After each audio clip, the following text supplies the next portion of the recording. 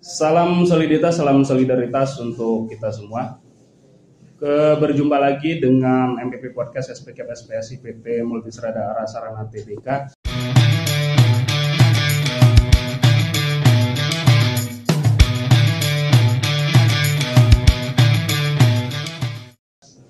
Pada kesempatan kali ini kita sudah kedatangan Bung Guntoro, Ketua PUK SPK SPSI PT Multisrada Arah Sarana TBK. Apa kabar Bung Guntoro? Alhamdulillah sehat, baik. Di luar lagi sibuk apa nih? Kayaknya peredarannya semakin luas. Ya inilah kalau artis begini. Jadi ada syuting di mana-mana gitu kan? Artis TikTok. Artis TikTok. Ya, ada tentu masih di seputaran kegiatan serikat sih. Ada di PUK masih, terus kemudian tentu di pimpinan cabang SPK SPSI Kabupaten dan Kota Bekasi. Ya banyak hal lah kegiatan yang dilakukan, konsolidasi, rapat Dewan Pengupahan dan lain sebagainya. Ya yang gue lihat sih di PUK udah jelas lah. Kemudian di PC pegang juga. Kadang-kadang ada di PD, di PP juga gitu. Ya sebenarnya kerjaan lo tuh apa sih? Nggak tahu, saya ada. Nggak tahu. Jadi saya tuh beredar di mana-mana gitu. Jadi di PUK ada, di PC ada, di PD ada, di PP juga ada. Ya nggak tahu ya posisi saya tuh udah di bagian apa gitu kan. Cuman yang jelas saya hanya ketika saya bisa bermanfaat untuk orang, khususnya di SPK SPSI dengan anggota, dengan pengurus yang lain, ya saya jalan aja. Iya. Yang penting bermanfaat. Iya, yang penting bermanfaat. Kalau di PD saya hanya ada di pleno PD SPK SPSI Jawa Barat. Kalau di PP nggak ada di struktural saya. Jadi kalau ngomongin posisi saya ada di mana, ya nggak ada di mana-mana sebenarnya kalau di PP gitu kan. Cuman ya apa yang bisa saya kerjakan, apa yang saya bantu, saya bantu aja. Tapi nih, gue curiga nih ya gitu. Jangan-jangan bentar lagi mau nyalonin bupati ini. Nah, jangan bupati mah enggak, saya enggak nyalon bupati. Tapi 2024 saya nyalon presiden. Presiden Republik Indonesia, jangan lupa.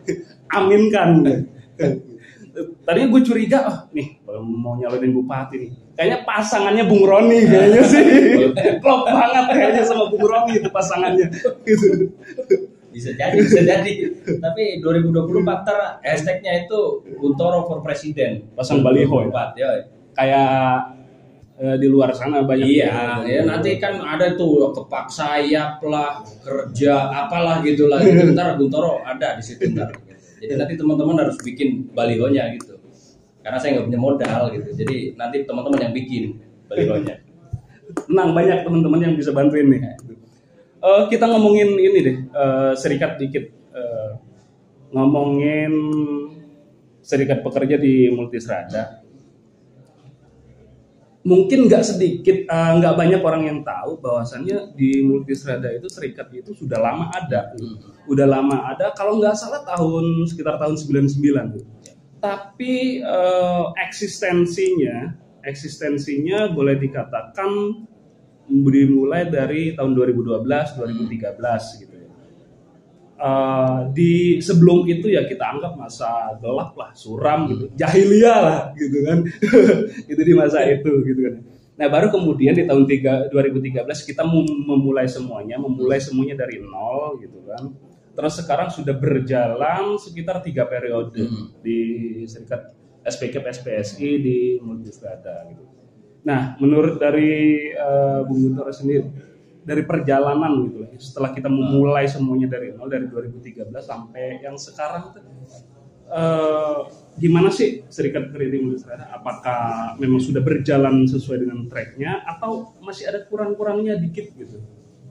Ya, kalau tadi disampaikan ya Bung Idris bahwa serikat pekerja di kita ada cukup lama, sebenarnya memang cukup lama gitu ya. Tadi di sebelum tahun 2000 udah ada, tapi kemudian ya waktu pertama tentu jalan gitu kan. Waktu di periode pertama kalau saya melihat sejarah gitu kan. Tapi kan memang saya bukan pelaku sejarah untuk mendirikan serikat pekerja di Multistrada gitu kan. Ya singkat cerita, saya datang di Multistrada itu tahun 2011 gitu. Jadi belum lama saya bekerja di PT Multistrada gitu. Yang awalnya juga memang tidak tahu juga serikat pekerja itu apa gitu. Ini barang apa, ini binatang apa, ini apa gitu. Ya nggak tahu juga kan gitu serikat pekerja itu apa gitu. Ya sehingga kemudian masuk ke Multistrada waktu itu terus ada gonjang-ganjing, ada kehilangan uang transport, ada dikurangi uang transportnya segala macam yang darinya 20 habis tinggal 10, habis pisan gitu kan. Nah itu sejarahnya. Dan kemudian kita kasakusuk tuh di karyawan Multistrada gitu kan. Akhirnya ngumpul-ngumpul lah, ini kok serikat pekerjanya bagaimana sih gitu, uang transport hilang dan seterusnya. Nah itu akhirnya terus kemudian memunculkan kita ngumpul-ngumpul dengan teman-teman segala macem. Yang pada akhirnya terus kemudian tahun 2012 momennya tentang gerakan hapus outsourcing tolak upah murah. Nah, masuklah ke wilayah itu. Sebenarnya isunya terkait dengan tunjangan transport sebenarnya waktu itu kan. Gitu. Pemantiknya. Iya, tunjangan transport. Tapi kemudian karena momentumnya Ostum hapus outsourcing tolak upah murah, akhirnya terus kemudian kita juga akhirnya bergabung. Dan ketika itu ada mogok kerja tahun 2012, terus akhirnya kemudian ada 2.000 lebih orang diangkat menjadi pekerja tetap. Dan di tahun 2013 barulah memulai kita untuk merubah kepengurusan PUK. Nah, kepengurusan PUK dirubah, masuklah kita orang termasuk saya di dalamnya. Awalnya di tahun 2012 itu musnik yang pertama lah, musnik kalau sebenarnya kalau ngomongin periode udah musnik keberapa gitu kan harusnya gitu. Tapi penyelenggaraan musnik pertama di situ. Baru pada tahun 2013 baru musnik pertama gitu ya. Nah, kalau kita ngomongin tadi ngomongin musnik lah gitu. Sudah berapa lama ada, kemudian baru musnik pertama tahun 2013, kemudian musnik kedua tahun 2019. Nah, periode yang sekarang kan 2019 sampai 2022 sebentar lagi nih sudah mau habis. Efektif paling sekitar 4 bulan lah efektif gitu kan ya. Berarti kita sudah mau memasuki musnik ke berapa sekarang? Keempat ya. Musnik keempat sekarang gitu kan ya. Nah, ngomongin masalah musnik nih sedikit. Calon ketuanya siapa aja sih, Bu? Wah, ini pertanyaan yang gampang tapi gimana ya jawabnya? Kalau ngomongin calon ketua pasti ada, kan gitu. Nggak mungkin enggak gitu kan. Kalau nggak ada berarti kan bubar. Gitu. Tapi kayaknya mungkin ya terlalu dini gitu ya untuk ngomongin calon ketua. Walaupun sih kemarin desas-desus juga sudah ada sebenarnya gitu kan. Ya mau nyalonin ketua dan lain sebagainya gitu. Tapi biarkanlah itu berjalan di musnik kan gitu. Karena memang nanti pada saat pelaksanaan musnik kan tentu banyak hal yang dibahas gitu. Karena salah satunya kan menentukan ketua dan juga kepengurusan yang 3 tahun yang akan datang gitu. Jadi ya belum tahu persis lah gitu akan seperti apa gitu kan. Ya kali gitu dengar-dengar gue mau maju atau siapa gitu. Ya isu-isu gitu. Belum lah, kalau isu-isu pasti ada gitu. Isu-isu pasti ada. Yang mau nyalonin, yang akan dicalonkan dan lain sebagainya itu pasti ada gitu. Tapi yang jelas proses musik nanti akan berjalan sebagaimana mestinya, karena jangan sampai kita nanti beranggapan bahwa ngomongin musnik adalah ngomongin calon ketua saja kan gitu. Karena kan musnik itu kan ngomonginnya tidak hanya ngomongin calon ketua atau pengurus kan gitu. Tapi yang lebih tajam, yang lebih harusnya kita pedulikan itu tentang program kerja, terus peraturan organisasinya gitu kan. Terus kemudian ada laporan pertanggungjawaban dari kepengurusan PUK periode yang sekarang gitu kan. Baru kemudian ngomongin calon ketua dan juga pengurus kan gitu. Justru itu paling belakang ya? Paling belakang ngomongin ketua. Paling belakang ngomongin ketua.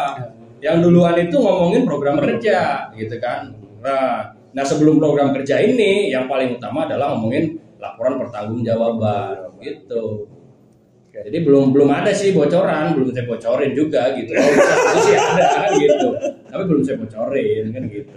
Nanti aja. Ya, tapi kayaknya temen-temen nih udah pada tahu lah gitu. Dengar-dengar isu gitu. Pasti tahu, pasti ada teman-teman udah dengar kan gitu.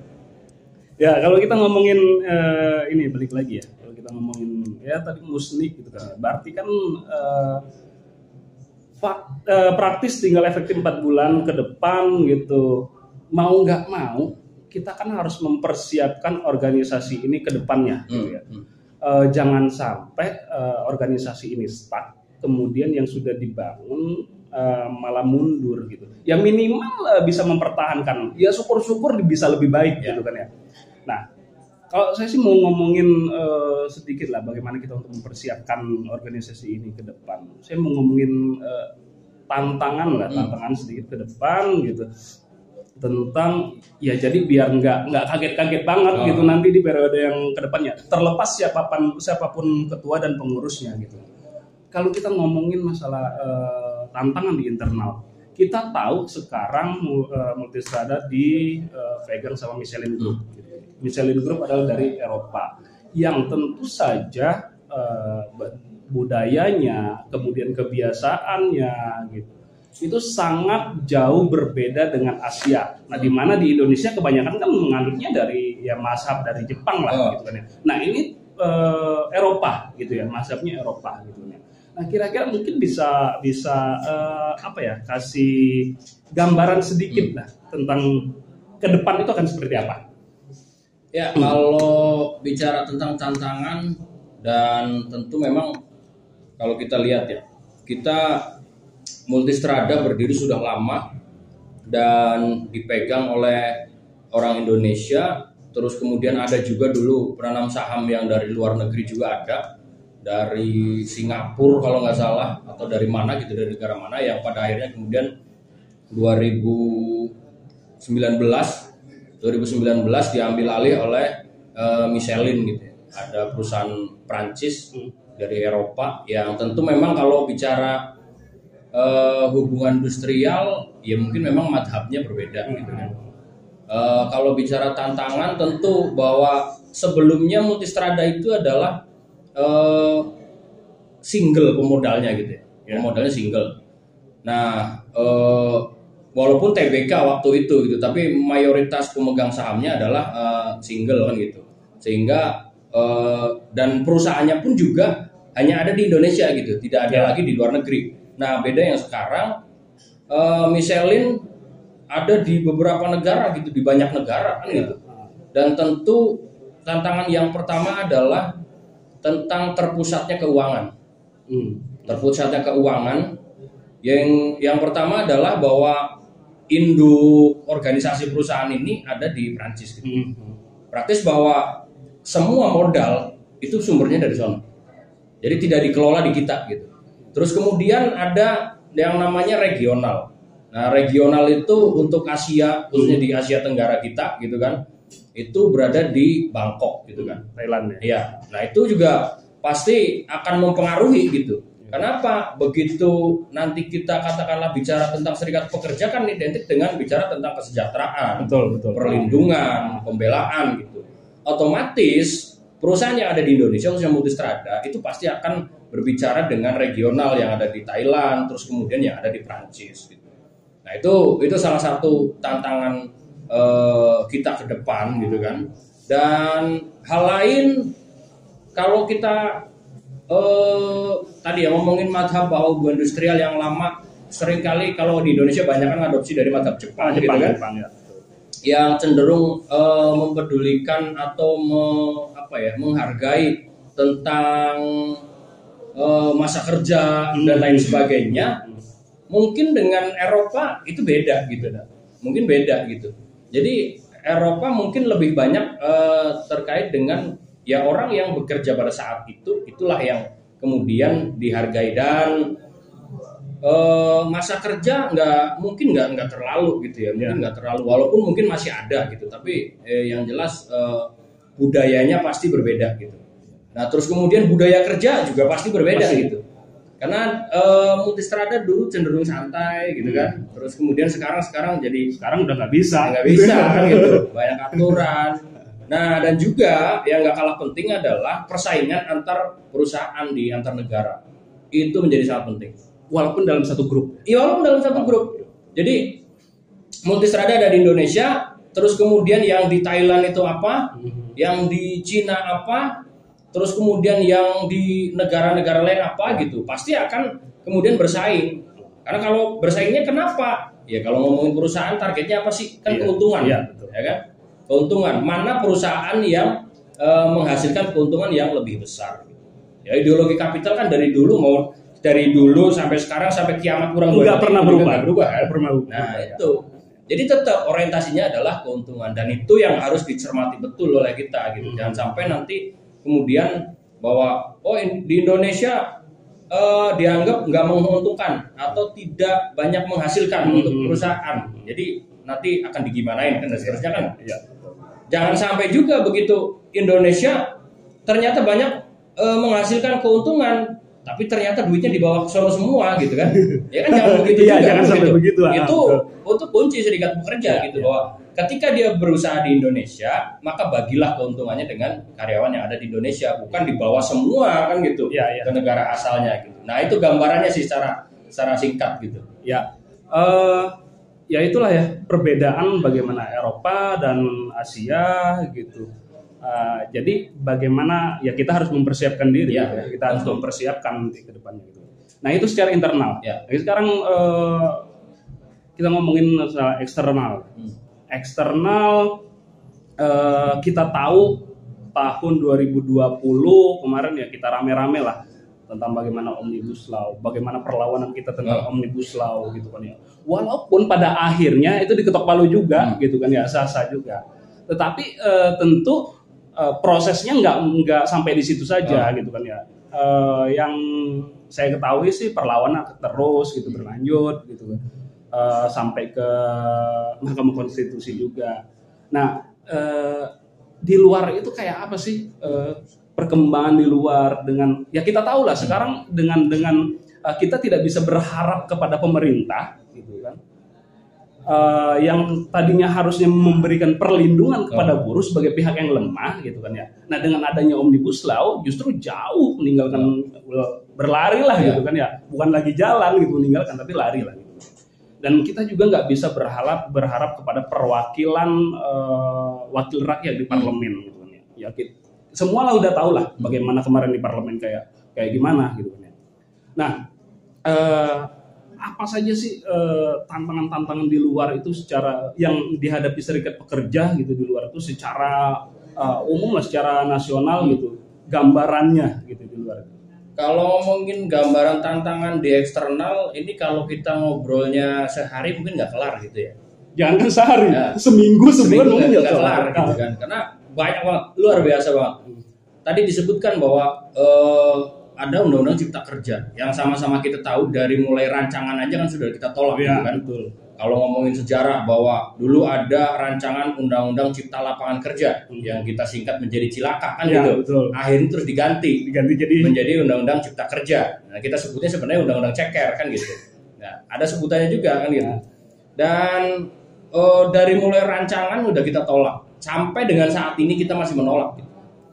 Isinya ya kalau boleh cerita isinya wah luar biasa gitu. Gradasi terhadap Undang-Undang 13 tahun 2003 itu sangat luar biasa gitu. Karena ada banyak hal yang digradasi melalui Undang-Undang Cipta Kerja dari Undang-Undang 13 2003 dan proses sekarang penolakan kita melalui uji formil dan material. Yang disidangkan sekarang sudah uji formil. Uji formil ada kita termasuk dalam pemohon yang paling banyak sepanjang sejarah berdirinya Mahkamah Konstitusi. Ada 661 pemohon, termasuk di dalamnya kita, saya dan juga teman-teman di Multistrada. Kita minta bahwa MK menyidangkan proses judicial review ini untuk segera dibatalkan undang-undang secara keseluruhan tentunya. Karena kita menganggap bahwa undang-undang ini bertentangan dengan Undang-Undang Dasar 1945 dan juga tentang Undang-Undang Pembentukan Peraturan Perundang-undangan. Dan sekarang sudah proses hampir selesai, tinggal masukin kesimpulan baru kemudian menunggu putusan. Jadi prosesnya sekarang sudah hampir selesai, dan tentu kalau kita melihat dari sisi perjalanan sidang di Mahkamah Konstitusi, harusnya undang-undang ini clear untuk dibatalkan. Harusnya ya? Harusnya gitu, karena apa, melihat dari kesaksian semua yang bersaksi baik atas nama serikat pekerja, atas nama pemohon, atas nama pemerintah, atas nama DPR sekalipun dan ahli sekalipun, itu menyampaikan bahwa ngomongin formil ya cacat formil kan gitu. Kenapa? Begitu pembahasan itu naskah akademiknya tidak dibahas secara utuh. Draft RUU-nya itu tidak dibahas secara utuh dan cenderung sepotong-sepotong. Dan kita juga bisa lihat gitu bahwa itu undang-undang ribuan halaman gitu. Masa iya gitu kan kelar dalam beberapa saat kan gitu. Iya, tebel udah kayak apa nih? Iya. Orang mah klenger. Nah, itu jadi nggak mungkin secara logika, secara nalar aja. Kalau ngomongin sidang paripurna sehari 2 hari, saya yakin nggak kelar, buat baca aja nggak kelar gitu. Maka kemudian bahwa ya berarti kan ini tidak dibahas secara utuh kan gitu. Nah, harusnya tetap harus dibatalkan. Kenapa? Kalau bicara tantangannya ke depan di luar, kalau ngomongin undang cipta kerja, ngomongin upah juga bermasalah, ngomongin pesangon juga bermasalah, ngomongin tenaga kerja asing juga bermasalah gitu kan. Terus kemudian ngomongin PHK juga bermasalah gitu. Nah, itu yang agak ngeri gitu ke depan, bahwa tantangan di luar ternyata memang sangat luar biasa gitu. Dan mau nggak mau serikat pekerja itu mutlak diperlukan gitu. Mutlak diperlukan dan juga dikuatkan, disolidkan. Ya, artinya kita tidak menyerah begitu aja dengan terhadap Undang-Undang Cipta Kerja. Sekarang masih berlangsung di Mahkamah Konstitusi dan hampir selesai gitu.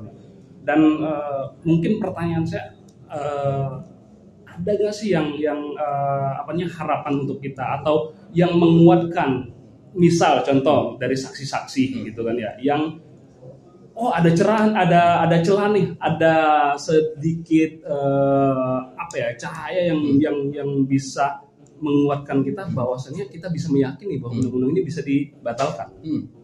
Ada, sebenarnya sangat-sangat ada. Kalau ngomongin menyerah, jangan sampai menyerah kita gitu.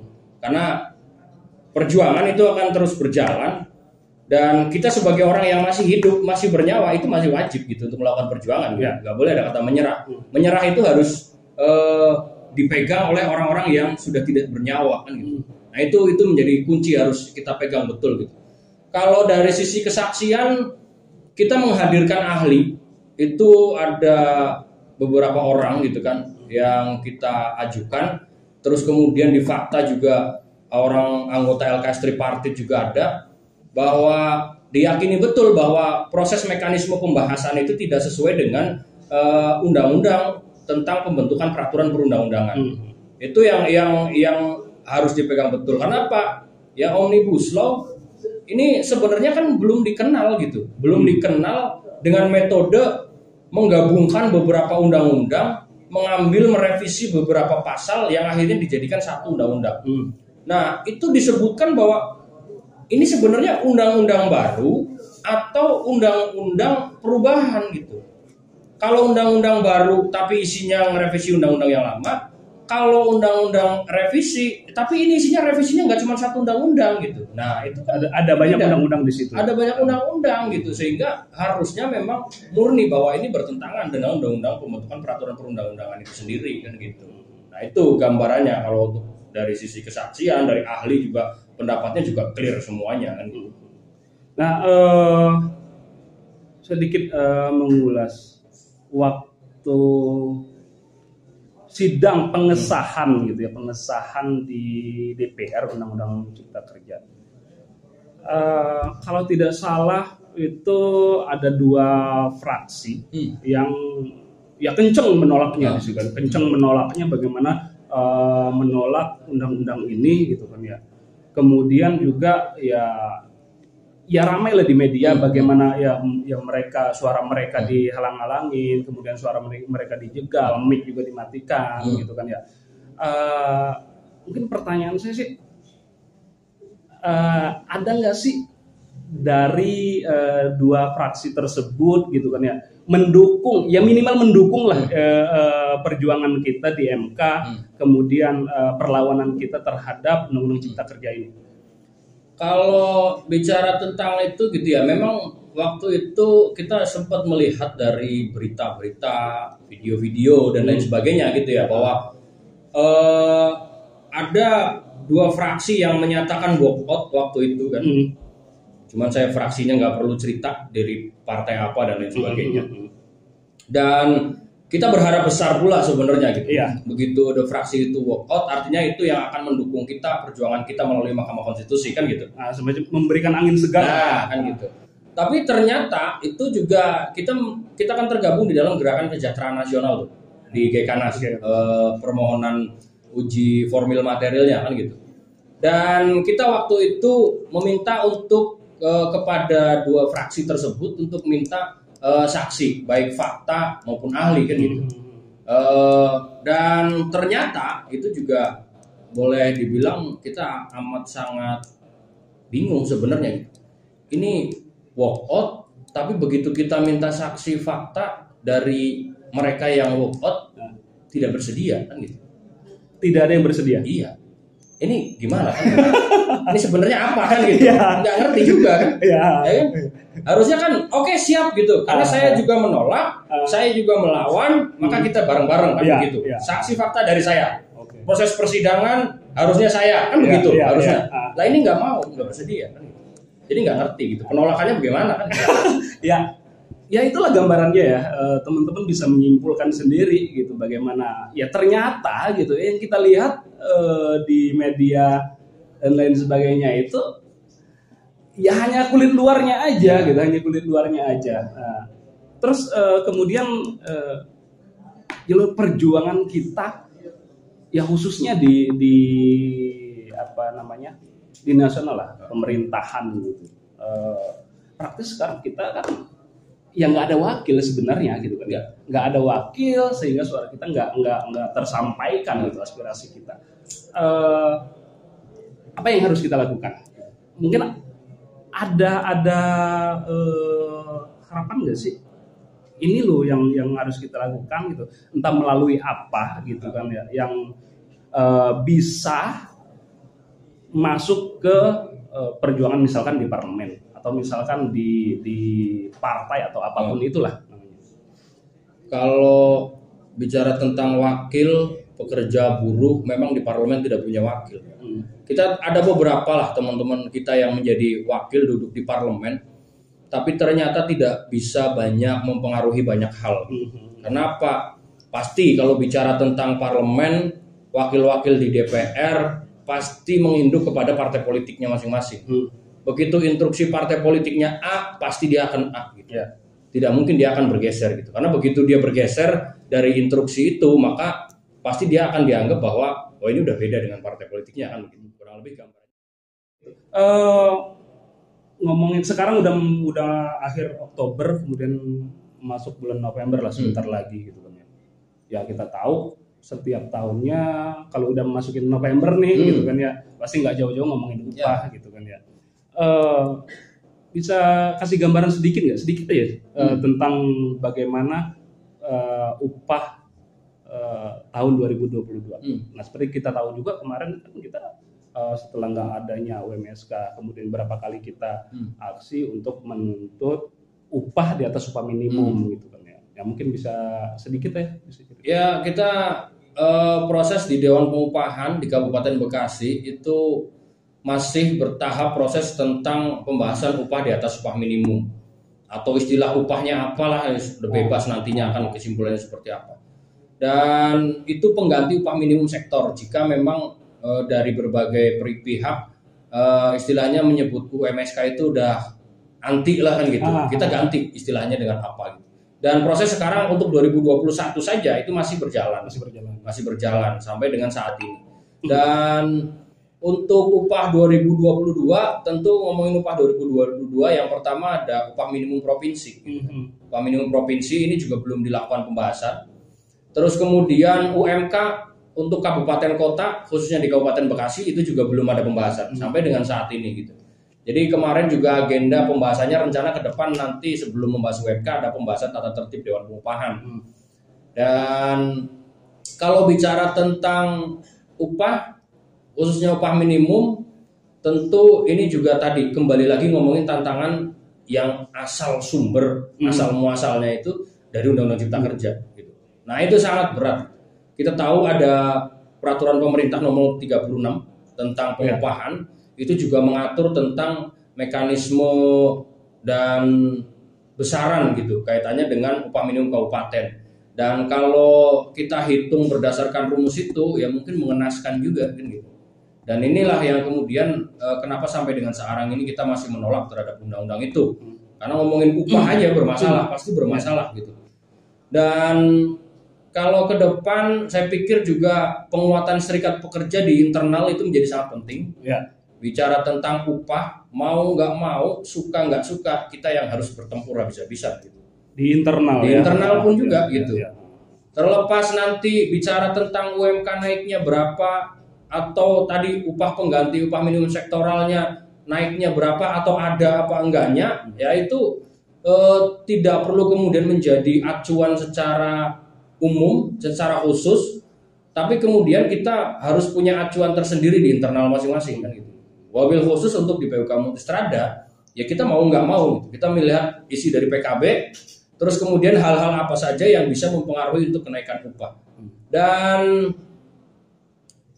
bicara tentang upah, kan normanya sampai dengan sekarang ini juga ngomongin adalah perundingan kan gitu. Dan harapannya memang begitu nanti sudah mendekati akhir tahun, maka surat perundingan kenaikan upah itu harus sudah dilayangkan seperti biasa lah kan kita. Ya. Jadi terlepas ada kenaikan UMK, UMSK ataupun upah apapun itu di luar rencana, ya kita harus minta berunding tentang kenaikan upah. Ya. Perusahaan menolak berunding, ya kan konsekuensinya jelas kan gitu. Kita mogok kan gitu ya kan? Ya, artinya dengan berbagai macam permasalahan yang dihadapin gitu kan ya. Ya lebih-lebih lagi kita ngomongin upah gitu kan ya. Artinya kita tidak boleh pesimis. Ya, kita harus tetap optimis. Kita harus terus bergerak, harus berupaya bagaimana ya walaupun permasalahannya itu tadi lah gitu. Kita harus berupaya bagaimana kita harus meyakini bahwasannya kita mampu untuk terus melakukan perjuangan. Ya mungkin itu saja pada kesempatan kali ini yang bisa kita bahas gitu. Sampai bertemu lagi di lain kesempatan. Salam soliditas dan salam solidaritas untuk kita semua. Terima kasih. Yep.